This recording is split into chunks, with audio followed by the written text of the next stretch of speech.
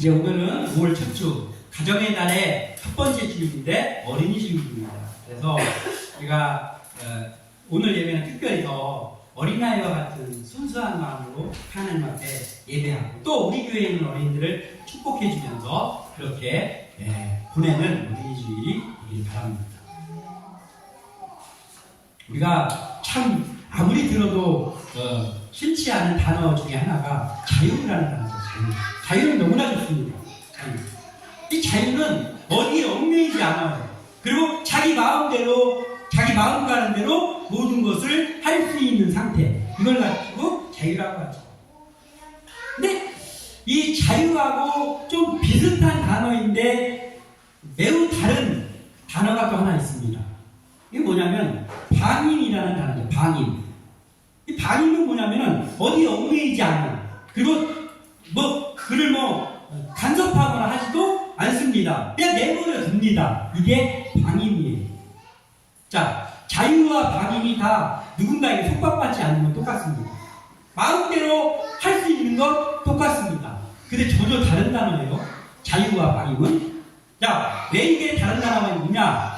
자유와 방임에 가장 뚜렷한 차이점 하나가 있기 때문이에요.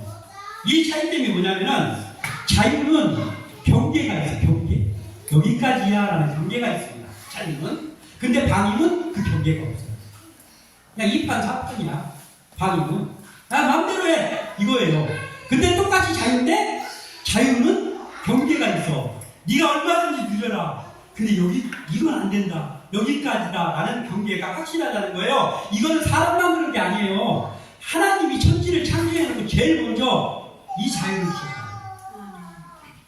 에덴 동산을 만들어 놓고요. 아담과 하와에게 하나님 뭐라고 하시냐면, 야, 너희들이 이걸 다 다스려라. 너희들 여기 있는 거 마음대로 다 누려라. 그리고 너희들이 이름 지으면 그게 얘 이름이다 하면서 모든 것을 자유롭게 누려라. 여기서 끝났다고 하면 하나님이 우리를 방임하는 거예요. 방임. 경계가 없어. 그런데 하나님이 내게 하나가 있다. 요 동산 중앙에 있는 선악을 알게 하는 나무는 내 거거든. 너희들이 만지면 안 된다. 이건 보지도 말아라. 만지지 마라. 그리고 나머지는 다 누려라. 하나님이 세상을 만들어 놓고, 야, 요거 하나는 너희들이 누려. 그리고 나머지는 다 내 거다. 조심해라. 이렇게 했으면 이거 자유가 아니죠. 그런데 다 누리라는 거예요. 그런데 딱 하나, 선악과 경계를 그 하나를 딱 정해줬어요. 그래서 자유인 거예요. 방임이 아니에요. 자유를 줬어요. 그런데 이 우리 아담 할아버지와 하와 할머니가 그거 한 개인데 그거 거기를 가가지고 왜 얼쩡거리냐고. 거기 가서 보고 야, 저거 맛있겠는데? 야, 저거 기가 막힌데? 라고 하다가 뱀의 꼬임에 빠져서 그 한 개의 경계선을 무너뜨리고 죄가 이 땅에 들어왔습니다. 우리는 그 할아버지 할머니의 후손들이기 때문에 우리의 마음에도 이런 마음이 있단 말이에요. 그래서 우리에게도 경계가 매우 필요합니다. 우리가 잘 알아야 될 게 뭐냐면요, 자유는, 그러니까 경계가 정해져 있는 이 자유는요, 우리의 자존감을 높여줍니다. 자유스러운 분위기에서 커가는 어린아이들, 자유스러운 분위기에서 살아가는 사람들은요, 자존감이 높습니다. 억압되지 않기 때문에 그렇습니다. 눈치를 볼 필요가 없기 때문입니다. 그런데 방임은 어떻습니까? 방임은 자존감을 높여주는 게 아니고요, 자만심을 높여줘요. 방임. 이게 경계가 없어. 내 마음대로야 그냥. 그래서 달라요. 자유는 자존감을 높여주지만 방임은 자만심을 높여준다. 요즘은요, 자유라는 단어, 그 자유라는 명목하에서요, 이 선생님들이 학교에서 아이들을 가르치는 일이 너무나 힘듭니다. 너무나 힘들어요. 3D 업종이라는 게 있잖아요. 기름칠하고 힘들고 막 이런 거 남이 안 해가지고 외국 근로자들이 와서 일해야 되는 이런 업종들이 있잖아요. 근데 그 업종보다 한 수 위가 하나 있어요. 그게 선생님입니다. 선생님 진짜 힘듭니다. 예전에는 선생님의 그림자도 밟지 말라고 그랬는데 요즘은 선생님의 그림자를 밟지 않는 게 아니라 그냥 선생님을 때리는 애들도 있습니다. 심지어는요, 선생님이 학생에게 맞은 일은 어쩌다가 세상이 변했나 그러면서 그냥 슬금슬금 넘어갑니다. 그런데 누이 집 아이가 선생님한테 맞았다 그러면은 그게 더 이슈가 됩니다. 선생님이 아이를 때렸다, 이게 더 이슈가 된다. 선생님이 너무나 힘듭니다. 자, 그러면은요, 우리 믿는 우리 아이들이 진정한 자유로운 가운데에서 자라게 하고 싶잖아요. 그럼 자라게 하고 싶으면, 그러면 우리의 마음이 그 누구도 내 아이에게 함부로 할 수 없어 라는 마음이어야 됩니까? 아니요, 그 마음에 멈춰있다면 내 아이를 방임하는 겁니다. 방임. 그러면 부모의 자세가 훨씬 더 중요한 시대란 말이에요. 부모의 자세가 훨씬 더 중요해요. 그러니까 뭐냐면은 부모가 훈육을 해야 돼요. 훈육은 훈계하면서 가르친다는 거예요. 훈육을 해야 되는데 가정에서 내 자녀가 잘 자랄 수 있도록 올바른 훈육을 해야 돼, 부모가. 그거 안 하면 부모 아닙니다. 낳았다고 부모가 아니거든요. 훈육이 이루어져야 돼요. 그 훈육을 잘한 상태에서 그 누구도 내 아이를 함부로 할 수 없어 라고 하면 맞습니다. 그런데 집에서 훈육이 안 이루어져. 집에서도 방임이 일어나고 있어. 이게 자유하고 방임이 구별이 안 돼. 경계를 주지를 않고 키우고 있어요. 그러고 나서 내 아이는 아무도 손댈 수 없어라고 하면 그건 그냥 내 아이를 망치는 거예요. 그래서 믿는 부모가 지혜로운 것은 뭐냐면요, 이게 자유인지 방임인지를 잘 구분할 수 있는 부모가 지혜로운 부모입니다. 그리고 그것을 아이들에게 잘 전달할 수 있는 것이 올바른 훈육입니다. 이런 훈육이 우리 가정들에서 일어나길 바랍니다. 그리고 훈육이라는 것은 자녀에게만 일어나는 게 아니라 내가 가르쳐야 되는 학생이 있다면 그것도 훈육입니다. 그것도 양육이에요. 내가 케어해줘야 될 성도들에게도 목회자가 그렇게 해야 되는 거예요. 훈육이 있어야 되는 거예요. 방임이 되어서는 안 되는 거예요. 그래서 잠언서 22장 6절에는 이렇게 말씀하고 있습니다. 마땅히 행할 길을 아이에게 가르치라. 그리하면 늙어도 그것을 떠나지 아니하리라. 아멘. 마땅히 행할 길을 아이에게 가르치라 라고 했습니다. 이건 말씀이긴 하지만 솔로몬의 생각 아니에요. 요즘은 그런 게 있어요. 성경 말씀으로만 봐야 되는데 이거는 쓴 사람이 누구니까 그 사람의 생각이 묻어있다. 그건 한문으로는 그렇게 해야 되는 게 맞아요. 그런데 믿는 우리가 그걸 한문으로 접근하면 그때부터는 하나님의 말씀은 더 이상 진리가 아닙니다. 그래서 이것이 솔로몬 왕이 쓴 잠언이지만 하나님께서 솔로몬을 통해서 이 성경을 기록하게 하셨기 때문에 이게 하나님의 말씀이요 변하지 않는 진리다. 그러니까 우리는 아무리 세월이 흐른다고 해도 우리 자녀들을 마땅히 행할 길을 아이에게 가르치는 훈육이 일어나야 된다라는 거예요. 이것을 우리가 알고 오늘 말씀을 나누고 훈육이 얼마나 중요한 것을 우리가 깨닫고 우리 가정에서 그리고 우리 교회에서는 이러한 올바른 훈육이 일어나는 그러한 우리 가정 또 우리 교회가 우리 가정이 되기를 소원합니다. 첫 번째로 우리가 알아야 될 것은 이런 거예요. 훈계가 빠진 양육은 자유가 아니라 방임이다라는 거예요. 양육을 하는데 훈계가 없어. 그러면 이거는 자유가 아니고 방임이다. 훈계가 없다는 거예요. 경계를 주지 않는다는 거예요. 그럼 이거는 방임이죠. 자, 오늘 본문에 다윗 왕이 늙었어요. 그래서 다윗 왕이 늙다 보니까 이불을 덮어도 이게 추워. 이불을 덮어도 춥고 뭐가 안 돼. 노인분들은 그래요. 제가 예전에 차량맹을 막 오래 했거든요. 차량맹을 할 때 노인분들이 주로 탔어요.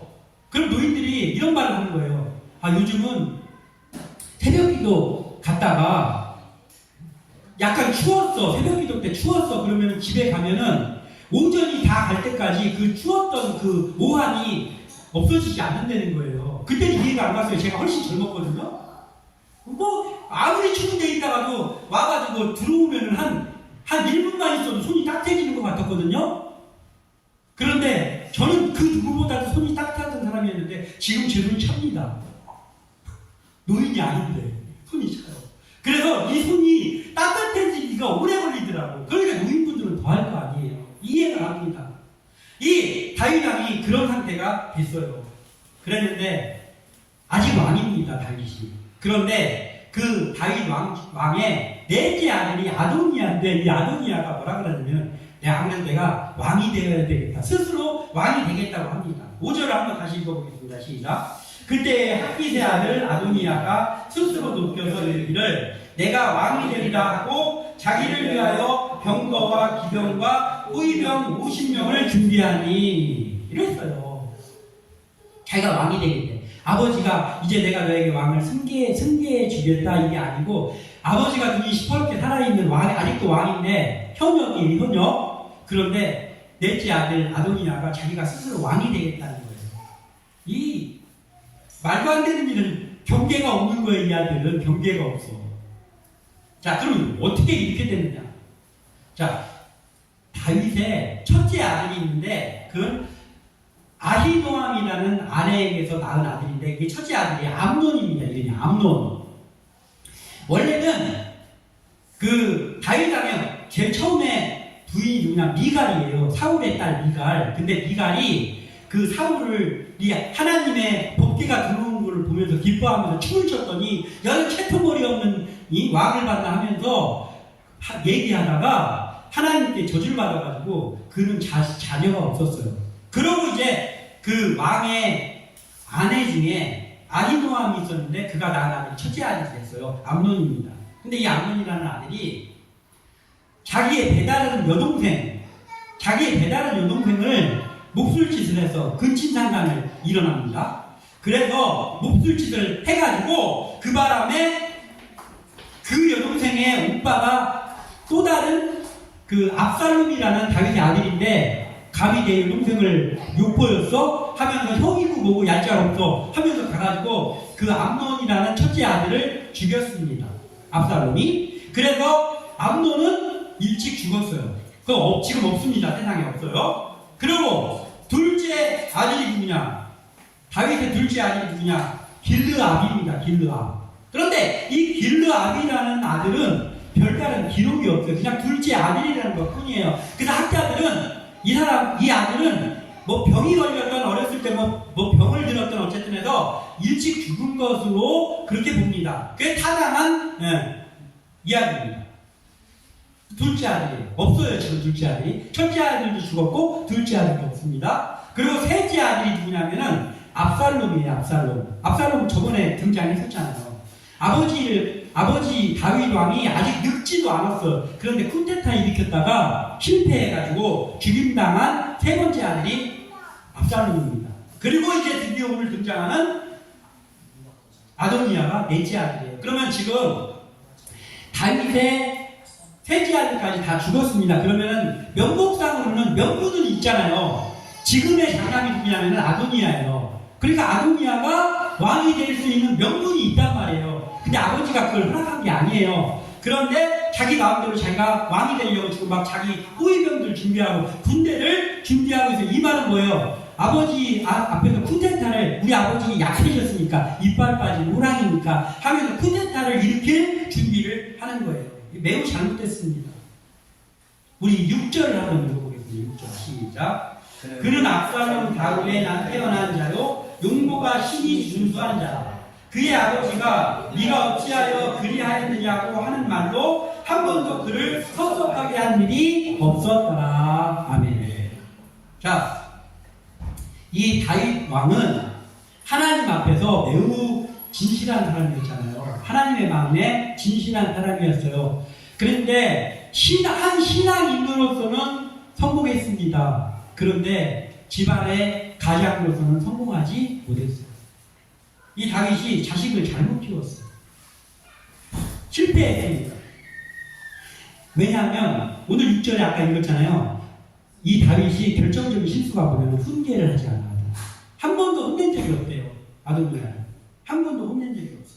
이게 뭐예요? 아까 훈계를 자녀를 훈계하지 않았다는 건 뭐예요? 자녀에게 경계를 알려주지 않았다는 거잖아요. 그럼 이게 뭐예요? 방임입니다. 경계가 없으면 자유가 아니고 방임입니다.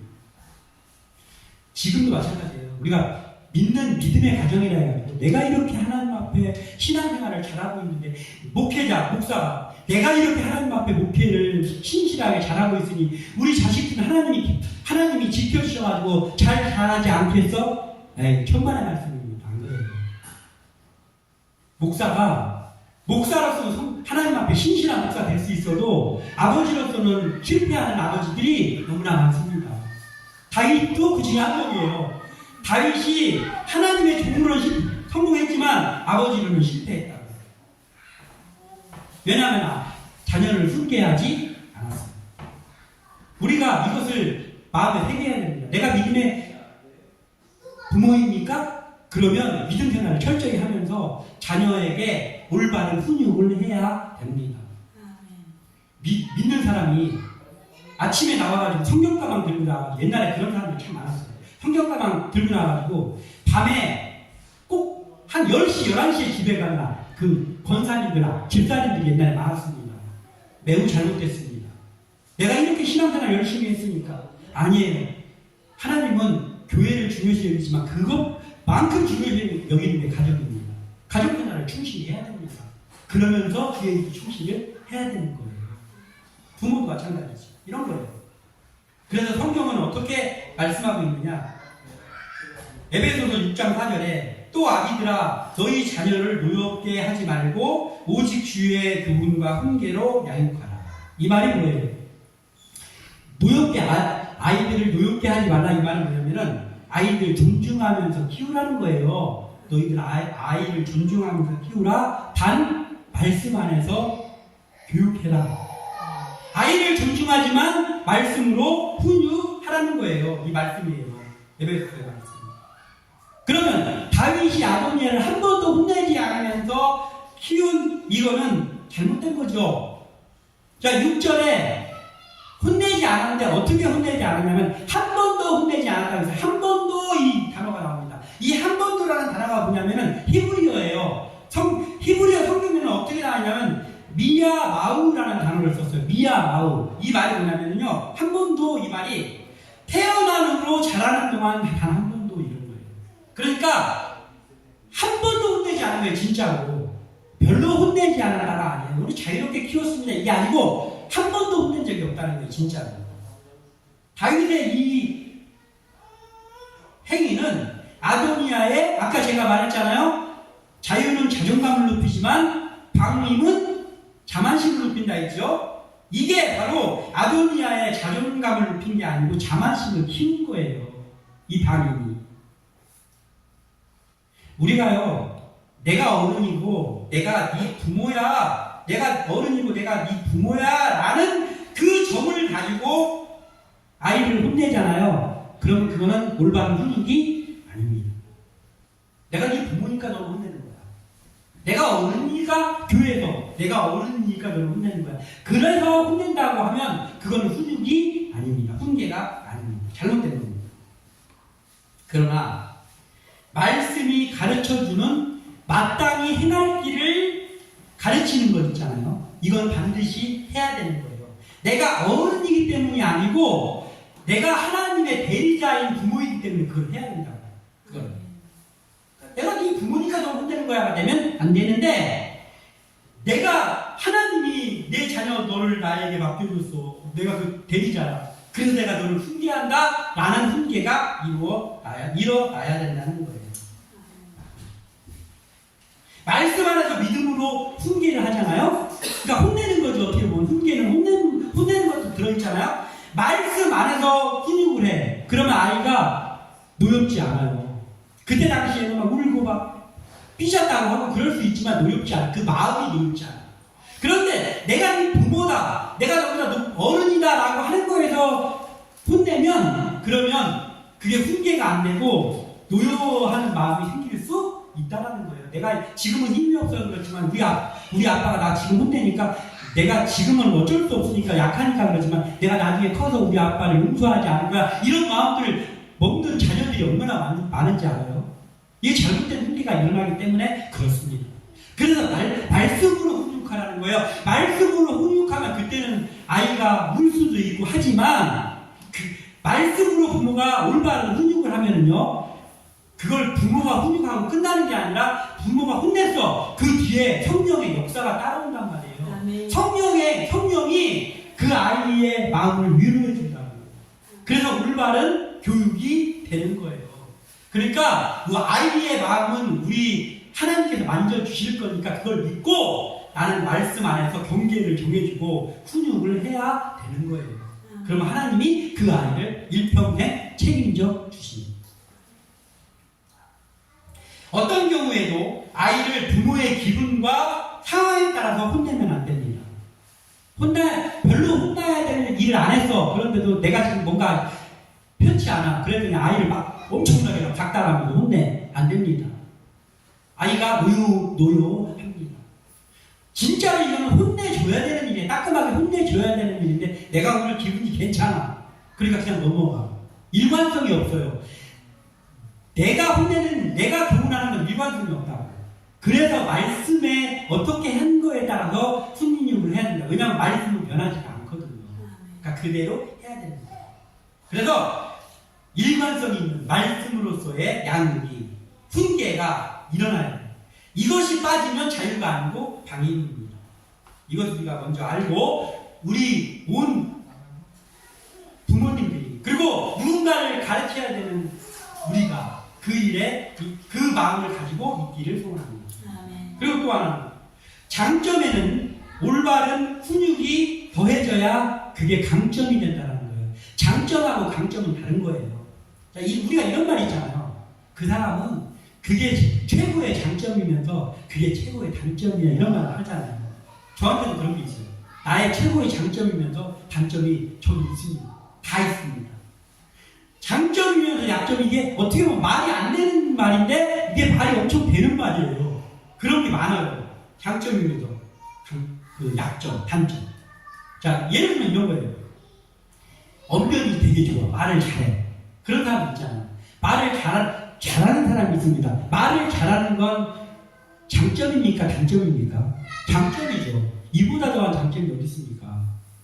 그런데 그 말 잘하는 그 언변을 가지고 남을 막 사바사바 해가지고 남을 막 이용하고 이러면 어떻게 돼요? 그걸 우리가 전문용어로 세 글자로 사기꾼이라고 합니다. 사기꾼. 그럼 뭐예요? 그 사람한테는 그 말 잘하는 언변이 장점이면서 단점인 거예요. 그를 베리는 거잖아요. 하나만 더 말하자면 이런 거예요. 힘이 센 것은 단점입니까? 장점입니까? 장점입니다. 힘센 거 장점입니다. 그런데 그 힘센 걸 가지고 남 투드러 패배도 나요. 그 세 글자로 불량배라고 하죠. 불량배. 예? 차라리 힘 안 센 게 나을 뻔했어. 자기 인생 망치는 거예요. 이런 걸 말하는 거예요.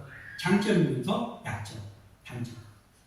자, 6절 아까 우리가 읽었었는데요. 다윗이 아도니아를 어떻게 했다고요? 한 번도 야 너 왜 이렇게 하냐면서 혼내지 않고 섭섭하게 하지 않았어요. 이게 근데 그 아들을 데렸단 말이에요. 근데 그 이유를 우리가 짧은 절에서 유추를 해볼 수 있어. 아, 얘가 왜 이렇게 생겼구나. 아도니아가 왜 이렇게 생겼구나. 그게 뭐예요?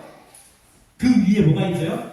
아도니아가 용모가 힘이 준수한 자라. 그리고 나서 안 혼냈다는 얘기가 나오잖아요. 그 아버지가 얘가 너무 수려한 외모를 가지고 있고, 그리고 여기서 말하는 용모가 준수한 자는 단순히 잘생겼다 이것만 말하는 게 아니고 그가 능력이 있었다는 말을 포함하는 거 합니다. 그러니까 인물도 좋고 그럴듯해 보이고 인물도 좋고 능력도 출중한 거예요. 말도 잘하고 막 외모도 기가 막히고 막 리더십도 있고 막 이런 거예요. 이 아도니아가. 그랬더니 아유 우리 잘나는 아들, 이 지가 잘 알아서 잘하는 이 잘하는 우리 아들 하면서 혼내지 않은 거예요. 다윗이. 이게 문제였어요. 방임이 된 거예요. 자, 그러면 다윗에게 이런 아들이 아도니아가 또 하나 있었잖아요. 압살롬. 그 위에 형 압살롬. 그도 역시 용모가 준수한 자라고 했어요. 능력이 출중합니다. 리더십이 있어서. 그러니까 사람들이 따르는 거야. 리더십이 있으니까. 따르니까 그걸 가지고 우리 아버지가 왕을 잘하게 보필해 준 게 아니고 그 따르는 자들을 규합해가지고 지가 쿠데타를 일으키려고 했다고. 거의 성공할 뻔했어요. 압살롬은 거의 성공할 뻔했습니다. 그러다가 나중에 실패해가지고, 왜냐면 하나님이 그걸 내비두지 않았어요. 그래서 실패하게 돼가지고 쫓겨가다가 죽었잖아요. 근데 여기서 또 이런 게 있어요. 그 압살롬이 자기의 장점인 것 중에 가장 장점이고 자기도 자랑스럽게 여겼던 한 가지가 있어요. 그것 때문에 칭찬도 많이 받았어요. 그게 뭐냐면 수려한 외모에다가 머릿결이 기가 막혔어. 엘라스틴으로 한 것 같이 기가 막힌 긴 머리를 가지고 있었어요. 압살롬이. 그게 자랑거리였어요. 그 머리를 자르지 않아. 그래갖고 머릿결만 휘날리면서 말 타고 다니면서 사람들이 다 막 박수 쳐주는 거예요. 그런데 도망갈 때 말을 타고 머릿결 휘날리면서 도망갔어요. 도망을 가다가 머리가 샬랑하다가 나뭇가지에 걸려가지고 말은 그냥 빠져나가고 도망갔어. 그리고 압살롬은 나무에 매달렸어요. 머리 때문에. 그 자랑거리 머리 때문에. 장점이 약점이 됐어요. 뭉짝발짝도 못해. 대롱대롱 매달려 있어. 그래서 다윗의 두 아들이 와가지고 단칼에 들었거든요. 이 아들도 그렇고 아도니아도 그렇고요. 집에서는 아버지에게서 방임이 일어나는 거예요. 우리 잘난 아들 어바둥둥 경계도 정해지지 않고 하다가 이렇게 됐다. 우리의 가정에서 그런 일이 일어나지 말라는 법이 없다.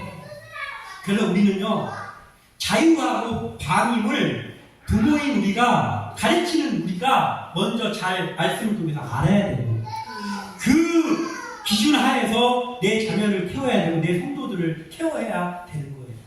이것이 돼야 되는 거예요. 그래서 장점, 내가 케어하는 자녀들, 내가 케어하는 학생들, 내가 케어하는 성도에게 이 사람은 이게 좋은 점, 이 사람은 이게 좋은 점, 그걸 잘 발견해갖고 장점을 키워주고 북돋아주고, 응? 이렇게 해야 되는 거예요.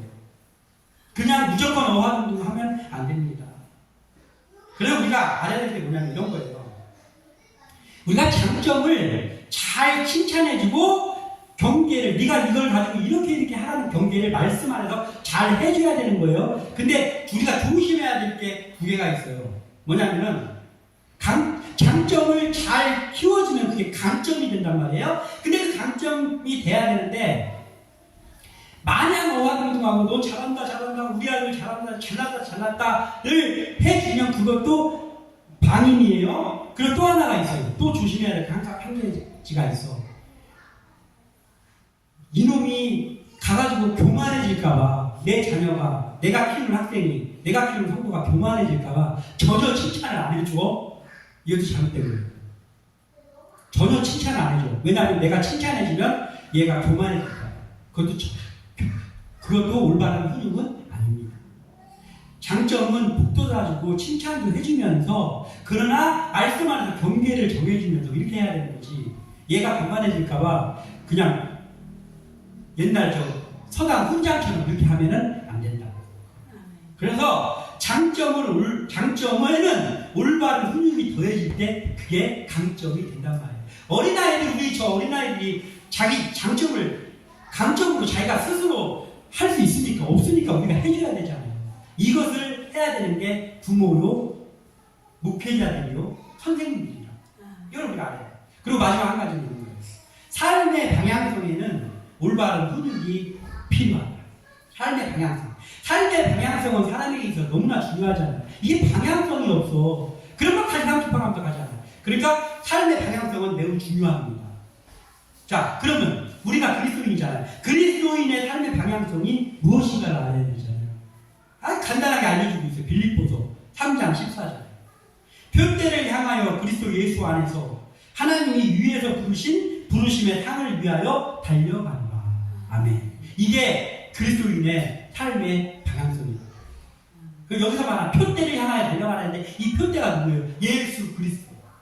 예수 그리스도를 바라보면서 달려가는 것이 삶의 방향성입니다. 그리스도인은 그리스도 안에서 이루어질 구원의 완성을 바라보면서 나가는 거예요. 다시 오실 주님의 재림을 기다리면서 나가는 거예요. 그래서 그걸 나가면서 나는 이제 믿었으니까 됐다고 나가는 게 아니고 그 달려나가면서 표대를 향하여 달려나가면서 하나님의 영광을 드러내는 일을 하면서 살아가고 그리고 그걸 아직 모르는 사람들에게 그것을 알려주는 나침판의 역할을 해주고 이게 우리의 역할이고 교회의 역할이다. 하나님의 영광을 그리고 사람을 살리는 일을 하는 거예요. 이게 표대를 향하여 달려가는 우리의 삶의 방향성입니다. 우리의 자녀들에게 우리가 이것을 알려줘야 됩니다. 삶의 방향성이 잘못됐잖아요. 아도니아는 압살롬을 그렇고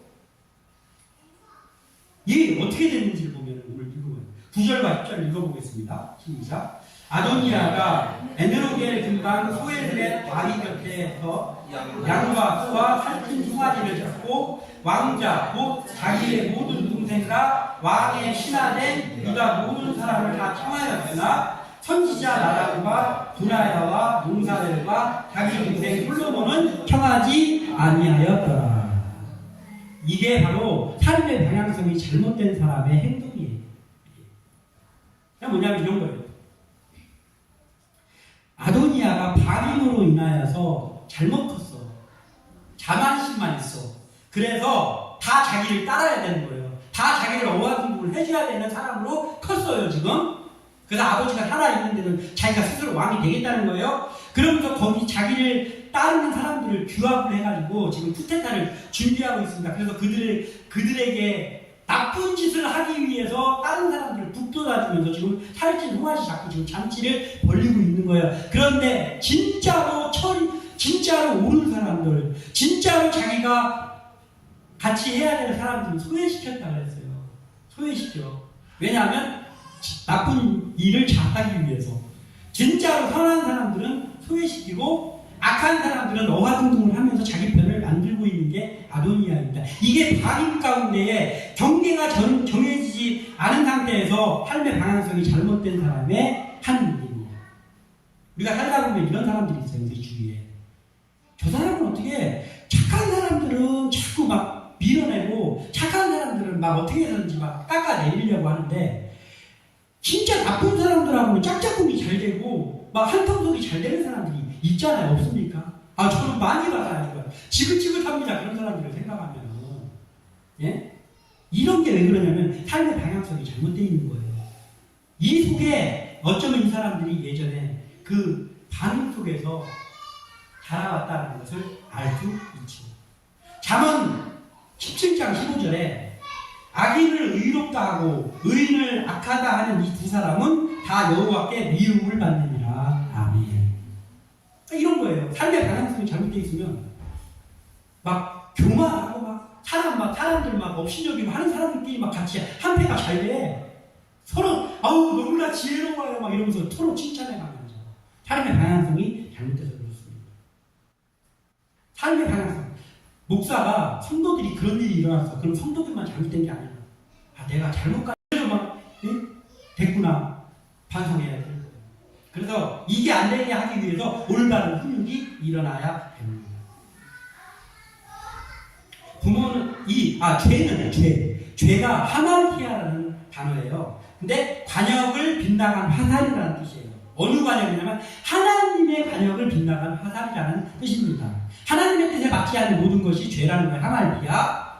그런데 하나님의 관역에서 벗어나는 것을 하나님이 기뻐하지 않는 거라 했잖아요. 아까 하나님께 미움을 받는다 했잖아요. 악인을 착하다고 하고 선한 사람들을 악하다고 하면 이게 죄라는 거예요. 삶의 방향성이 잘못되면 그러니까 뭐예요? 죄 속에 빠질 수밖에 없게 된다는 거예요. 우리 자녀들을 어려서부터 그 길로 가지 않게 어려서부터 그래서 말씀으로 양육해야 되는 거예요. 그래야 그 아이들이 크면서 이거는 선한 거고 이건 선하지 않는다. 이 사람은 선하지만 이 사람이 하는 행동은 지금 내가 따라가면 안 된다는 걸 구별할 수 있게 되는 거예요. 삶의 방향성이 올바로 될 수 있다는 거예요. 마틴 루터가 뭐라 그랬냐면요. 이 부모는 하나님의 대리자들이다라고 했어요. 하나님의 대리자들. 그냥 내가 낳았으니까 부모가 아니고 난 하나님의 대리자. 그럼 하나님은 어떻게 하겠어요? 우리를 올바르게 세워가는 통치받은 게 하나님이잖아요. 그 역할을 우리가 해줘야 되는 거예요. 그래서 먼저 내가 말씀 앞에 서야 돼요. 부모라고 하면, 가르치는 사람이라고 하면 내가 먼저 말씀 앞에 서야 되는 거예요. 그게 1번이요. 내가 말씀 앞에 안 서 있는데 어떻게 가르치냐? 내가 말씀 앞에 먼저 서 있는 일, 하나님 앞에 가까이 하는 일, 그거를 잘하고 그 다음에 해야 되는 거예요. 그 말씀을 가지고 내 자녀들, 내가 가르쳐야 되는 성도들을 잘 양육을 해야 됩니다. 아무쪼록 오늘 어린이 주일을 맞아 이 말씀을 나누었으니 우리 부모님들이 일을 잘하는 최고의 양육자들이 되기를 소원하고, 우리 직분자들이 또 목회자들이 그러한 훈육을 잘 지혜롭게 하는 그러한 주인들이 다 되기를 주님의 이름으로 축원합니다. 기도합니다.